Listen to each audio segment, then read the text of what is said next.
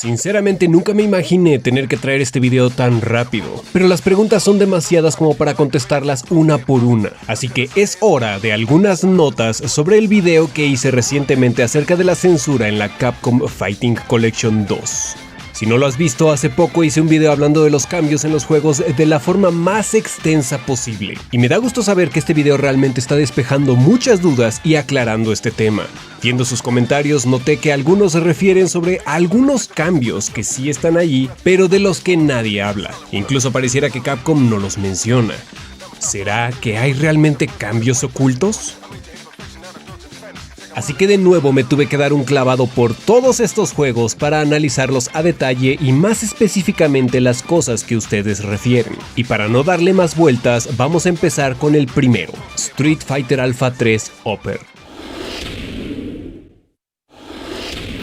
Ya hablamos del cambio en el escenario donde está el Jet, que se quitó el logo de la Fuerza Aérea. Sin embargo, he visto que algunos se refieren al escenario de Honda o el de Guile. Se refieren a cambios realizados en la Super Street Fighter 2 Anniversary Edition, que viene en la Capcom Fighting Collection 1. Es donde, por ejemplo, se removió el sol naciente del escenario de Honda, aparentemente por cuestiones con el mercado coreano y ciertas políticas en ese país. Pero aquí esto ya no es problema.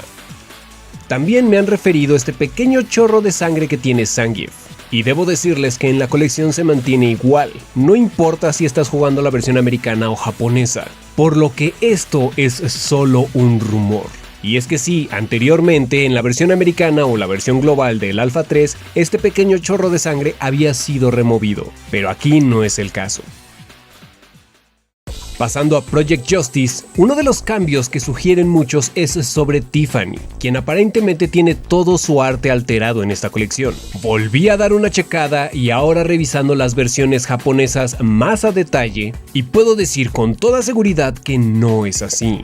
Tiffany está igual en todas las versiones. Quizá hay algo de confusión porque en algunas ilustraciones en este juego pareciera que no tiene ninguna clase de red, pero la realidad es que siempre ha sido así.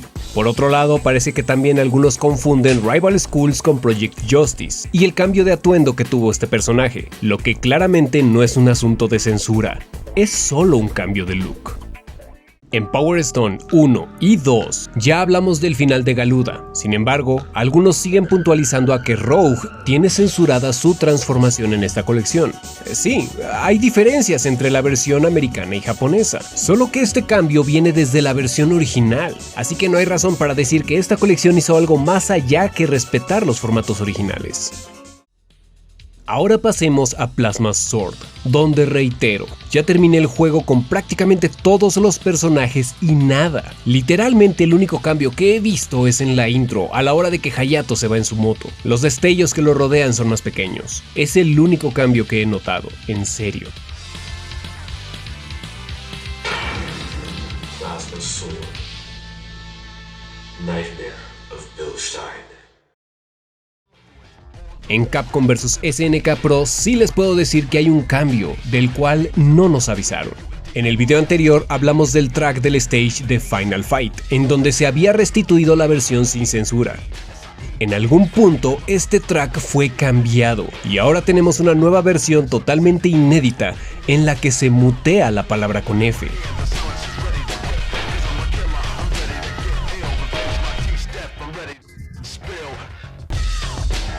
Bueno, creo que no hay nada más que decir, así sucede, es lo que es. Una mala palabra en un juego con clasificación para adolescentes no es una buena combinación, y este tema puede ser tan extenso como críptico. Recordemos que en la versión americana original el track ni voz tenía, así que por donde quieran verlo, es una restitución más allá de lo que originalmente teníamos a nivel global, o por lo menos lo que debíamos conocer fuera de Japón, así que sigue contando como extra más que como censura. Y llegamos a Capcom vs SNK 2. Aquí no sé cómo categorizar esto, ya que no afecta a ningún juego, y no vi ni siquiera necesario mencionarlo, pero es un tema que les preocupa a muchos, y esto es el arte de Mai Shiranui en la galería. Aunque este asunto ha generado opiniones divididas, entre ellas algunos que refieren que es imperdonable y que no comprarán el juego, e incluso algunos aseguran haber solicitado la devolución al enterarse de esto. Como dije anteriormente en el otro video, cada quien tiene su opinión al respecto y se respeta todos los puntos de vista. Al final, cada uno de ustedes decide, pero como me han preguntado bastante sobre el tema, noté este detalle en la ilustración de Mai desde el día 1 que vi la galería, la cual, por cierto, tenemos en HD por primera vez, al menos de forma oficial y original, lo cual es una maravilla. Este arte hecho por la maravillosa Kino Nishimura es un deleite, y su trabajo ha trascendido e influenciado a generaciones enteras. En lo particular, amo su trabajo. Ella es una de mis ilustradoras favoritas, por lo que ver la galería recortada fue un trago agridulce. Aunque, pues, no pasó de ahí. Lo importante son los juegos, y como hemos visto, están prácticamente intactos. Siendo honestos, puede ser rebuscado pensar que esta colección vale menos y desecharla por una ilustración que ni siquiera aparece tal cual en ningún momento del juego original, salvo así. Y demeritar todo esto solo por este detalle, que incluso ni siquiera podríamos considerar censura como tal, y que además es un extra en esta colección. Bien pudieron simplemente no incluir ninguna clase de galería. Es como comprar una pizza y tirarla a la basura solo porque la caja no tiene el logo del refresco que me estoy tomando. No tiene mucho sentido. Y menos en una era donde basta con teclear Kino Nishimura en cualquier navegador para ver una amplia galería de su trabajo. Esa es la razón por la cual no hablé de esta ilustración en primer lugar. Así que comparto la opinión de la mayoría. En general, no hay razón para considerar que estos cambios impacten realmente a los juegos. Lamentablemente, hay mucho drama en internet y por desgracia, el drama vende, y mucho. Tan solo, si buscan información, se van a encontrar con una gran cantidad de artículos, videos y publicaciones del año pasado, hablando de lo que suponen que sucederá y hablando muy mal de las decisiones de Capcom, sin ningún contexto ni sustento alguno más allá de la mera opinión personal.